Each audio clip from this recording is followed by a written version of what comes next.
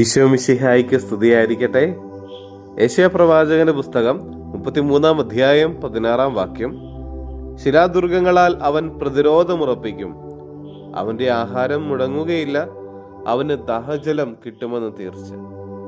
സർവശക്തനും കാരുണ്യവാനുമായ കർത്താവേ, ഞങ്ങൾ നിന്നെ ആരാധിക്കുന്നു, സ്തുതിക്കുന്നു, മഹത്വപ്പെടുത്തുന്നു.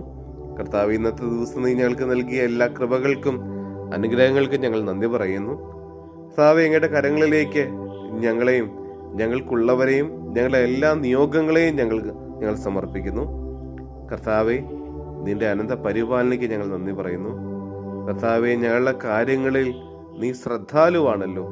ഈശോയെ, നിന്റെ അളവറ്റ പരിപാലന, ഒരു കുറവും വരാതെ ഞങ്ങളെ നിരന്തരം പരിപാലിക്കുന്നതിനെ ഓർത്ത് തമ്പുരാനെ നന്ദി പറയുന്നു. ഈശോയെ, നിന്റെ അനന്ത സ്നേഹത്തെ ധ്യാനിക്കാനും കർത്താവെ കുറച്ചും കൂടെ നിന്നോട് വിശ്വസ്ത പുലർത്തി ജീവിക്കുവാനും ഞങ്ങൾക്ക് കൃപ തരണമേ. നമ്മുടെ കർത്താവ് ഈശോ മിശിഹായുടെ കൃപയും പിതാവായ ദൈവത്തിന്റെ സ്നേഹവും പരിശുദ്ധാത്മാവിൻ സഹവാസവും പരിശുദ്ധ അമ്മയുടെ മാധ്യസ്ഥ്യവും നാം എല്ലാവരോടും കൂടെ ഉണ്ടായിരിക്കട്ടെ, ഇപ്പോഴും എപ്പോഴും എന്നേക്കും. ആമേൻ.